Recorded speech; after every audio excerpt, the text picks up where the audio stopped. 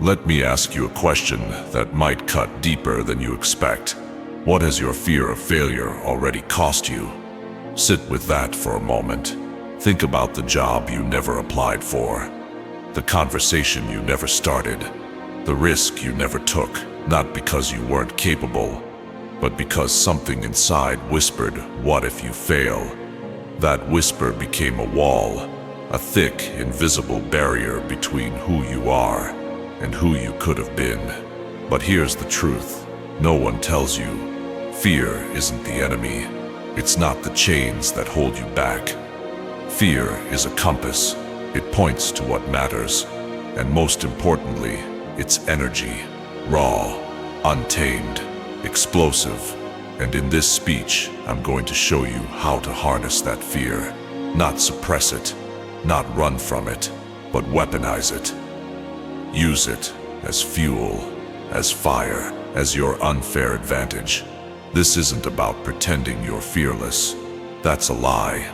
Weak people tell themselves. This is about using fear as a tool to make bold decisions, to take calculated risks, and to break through walls most people spend their whole lives avoiding. Because let me tell you something that might sting. Most people don't fail because they made mistakes. They fail because they never moved.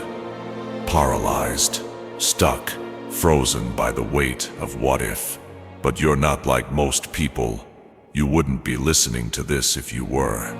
You're here because a part of you knows that fear has been driving your life for too long, and it's time to flip the script.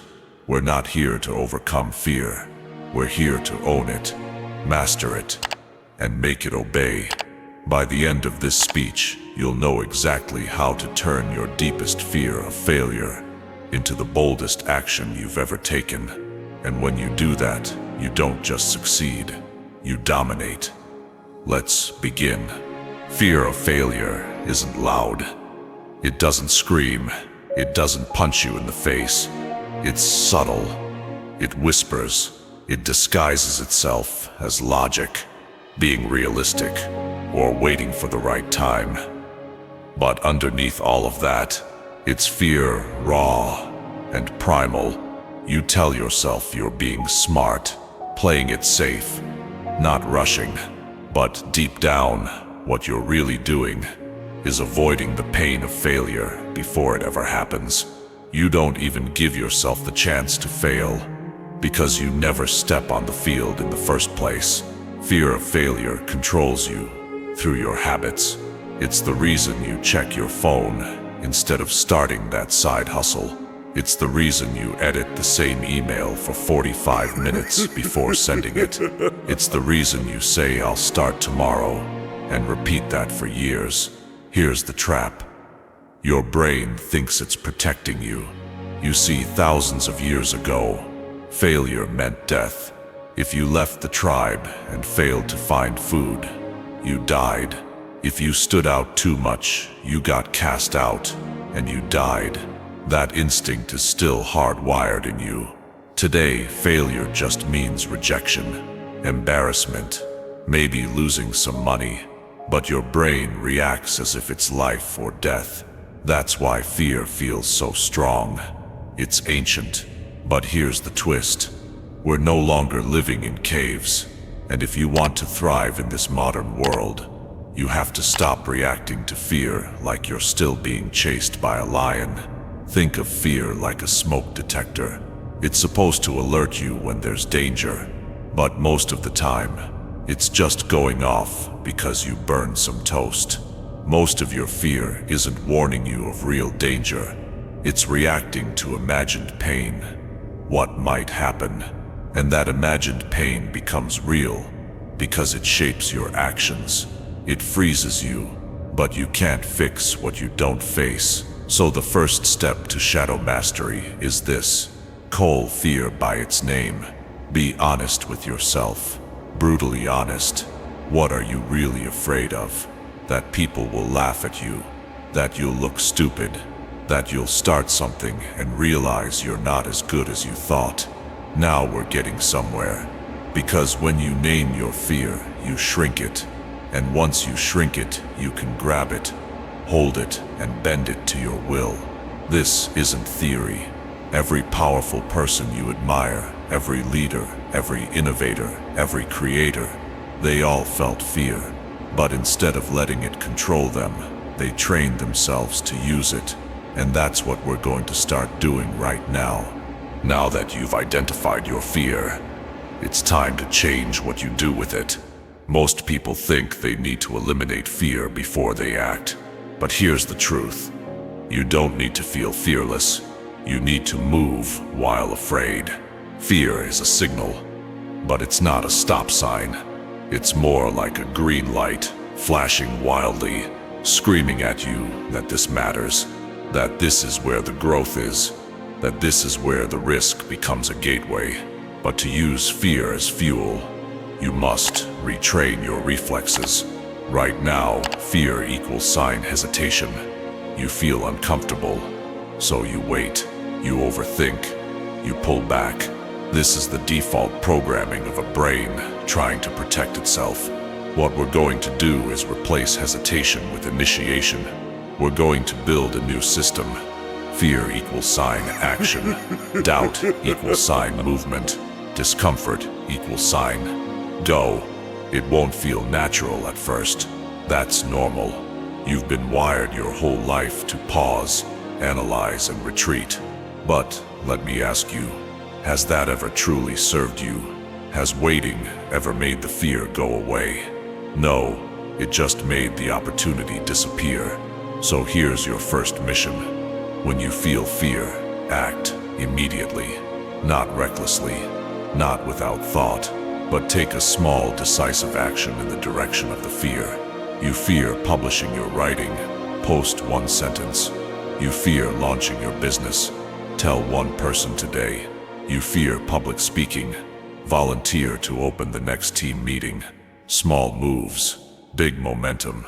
Why does this work? Because action is the antidote to anxiety. It quiets the inner noise.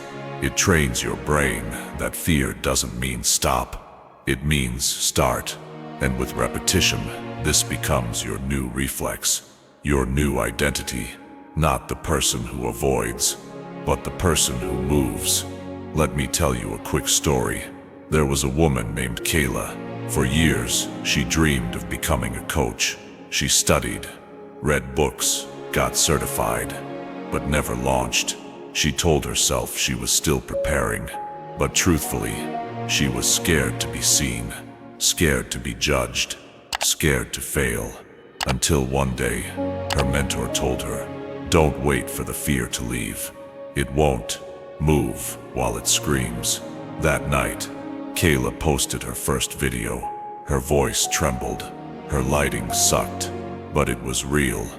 It was raw, and it was the beginning of everything. Within 6 months, she had her first clients. Within a year, she was running her own business, not because she killed the fear, but because she used it. You can do the same. Fear is a fire. It can burn you, or it can ignite you. You choose.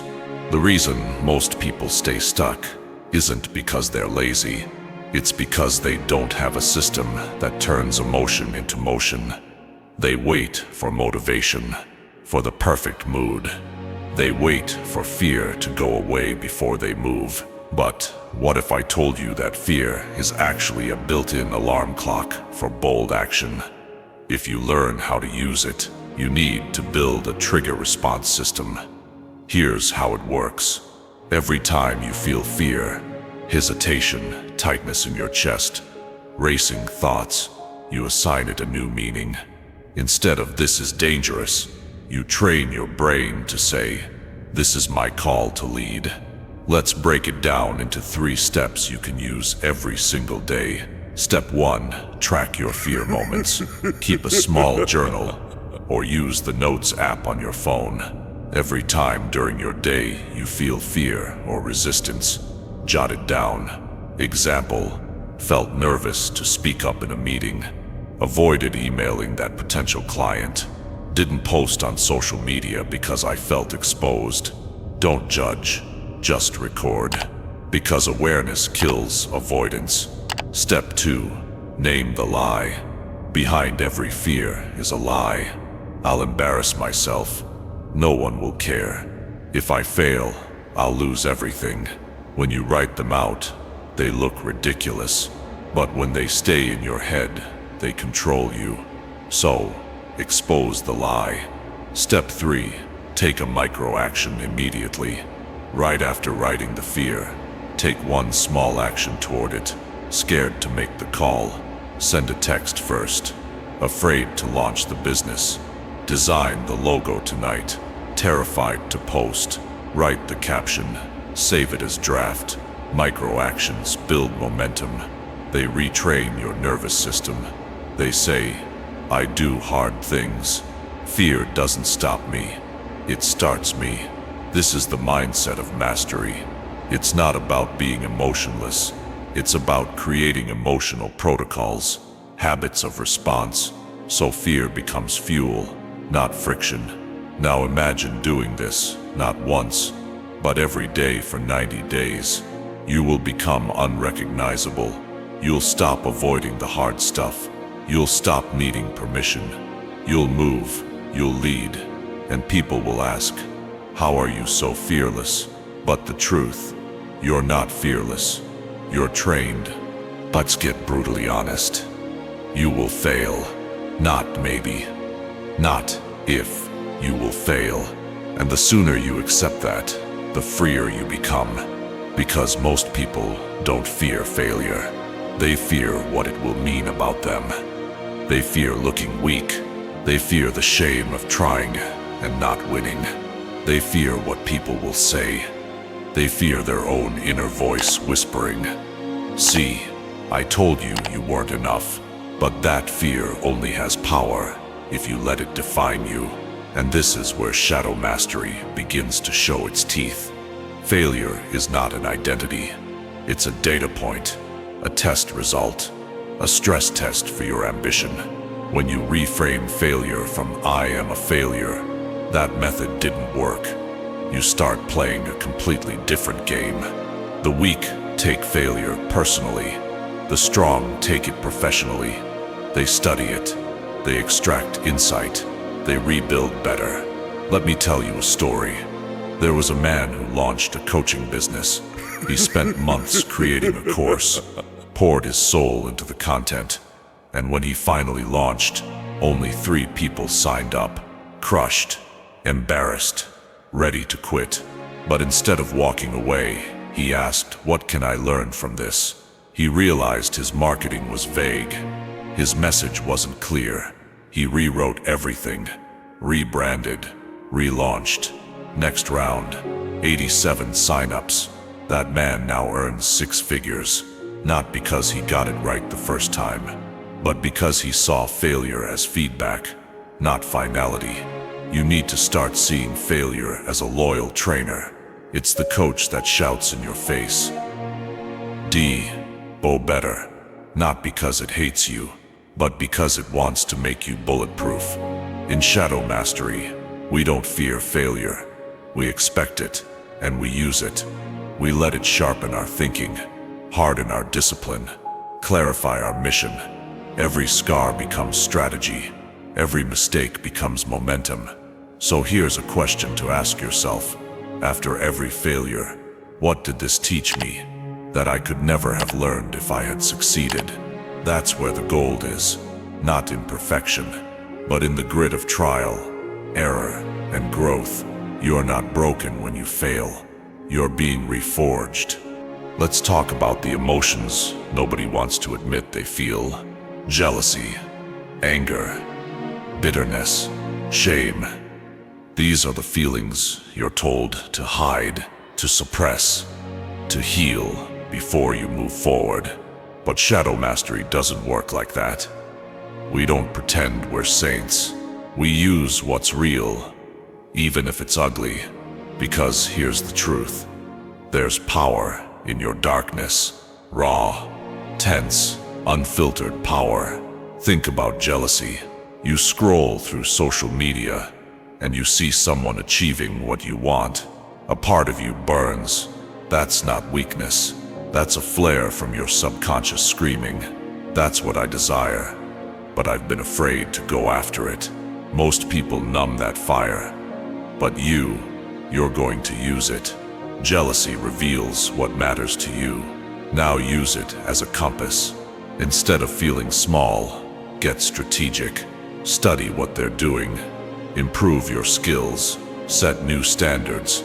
Turn envy into a plan. Now let's talk about anger. You've been overlooked, underestimated, dismissed, and it pisses you off. Good. Use that. Anger, when refined, is fuel for focus. It gives you clarity. It says, I will show them. I will not be forgotten. But you don't lash out. You don't break things. You build. You pour it into your craft, into discipline, into excellence. Because revenge is best served as results. What about shame? That's the quiet killer. The voice that tells you, you're not enough. You should be further by now. You blew your shot, but even shame can serve you. If you rewrite its script, instead of saying I failed, so I'm worthless, say I failed, and I'm still standing. That makes me dangerous. When you own your shame, it loses its grip, and what's left is resilience, steel, unshakable character. Every emotion you've been taught to bury is actually a signal, not of weakness, but of where your greatest power is waiting to be claimed. Shadow mastery is not about becoming emotionless. It's about becoming strategic with your emotions. To feel jealousy, use it to set a new goal. You feel anger, channel it into mastery. You feel shame, use it to build depth, empathy, and drive. This is emotional alchemy. You're not avoiding your darkness. You're forging weapons from it. All of this, everything we've covered so far, won't last if it's just a motivational moment. You don't need another emotional high. You need a new identity. Because here's the secret. People don't act based on what they want. They act based on who they believe they are. You want to take bold action. You want to dominate fear. You want to use your darkness as your edge. Then stop trying to do things differently. Start trying to be someone different. You don't just want to act with courage. You want to be courageous. You don't want to take risks once. You want to be the kind of person who takes risks as a habit. And that requires identity work. So here's the game. Every time you make a move, big or small, that goes against fear, name yourself. Say it out loud. I am someone who moves even when afraid. I'm the kind of person who acts when others freeze. I use my fear. It doesn't use me. You say it once, it's a statement. You say it daily, it becomes a belief. You act on it consistently, it becomes your reality. Here's the real flex. Shadow mastery isn't about doing something once. It's about making it your second nature. Fear hits. You move. Doubt shows up. You speak. Insecurity creeps in. You sharpen your skill. This is how leaders are forged. Not in the glow of ease, but in the heat of resistance. Repeated. Let me give you a challenge. For the next 30 days, live by this identity. I use my fear as fuel. Every day. No exceptions. Write it on your mirror. Set it as your phone background. Whisper it before you go into that meeting. Say it when you wake up and when you go to sleep. Live it until it lives in you. Because once fear becomes your trigger and action becomes your default, you'll no longer need motivation. You'll operate from momentum. People around you will wonder what changed, why you seem unstoppable, why things just happen for you. But you'll know the truth. You didn't wait for permission. You didn't wait to be ready. You trained the dark, and made it yours. That's shadow mastery. Let's end this exactly how it should end. Not with a whisper, but with a challenge. You've spent years waiting to feel ready, waiting for fear to leave, waiting for someone to show you the way. But if you've made it to this point, then the truth is clear. You are the one you've been waiting for. Your fear, it's still there. Good. It means you care. It means you're still growing. It means something big is possible. And that's why it scares you. But now you have a choice. You can go back, scroll, distract, delay, or you can decide right now that this moment becomes the line, the shift, the day you stopped fearing the dark and started using it. Shadow mastery isn't a course. It's not a video. It's not a motivational high. It's a decision, a daily contract you sign with yourself. I will use what others run from. I will turn pain into power. I will make fear obey. From this moment on, you're not the victim of your shadow. You are its master, and that gives you a competitive edge. 99% of people will never taste, because while they're busy hiding from their darkness, you're in the fire, forging greatness. So, here's your final command. Take the risk, say the thing, launch the project, ask the question, make the move, break the pattern, speak your truth, do the bold thing, not because you're fearless, but because you're finally ready to act with the fear. Shadow mastery doesn't make life easier, it makes you stronger. And in this world, strong is rare, strong is respected, strong is free. Go now, take the darkness that once held you back, and use it to build the life that no one believed you could have. Own your fear, master your shadow, and take what's yours.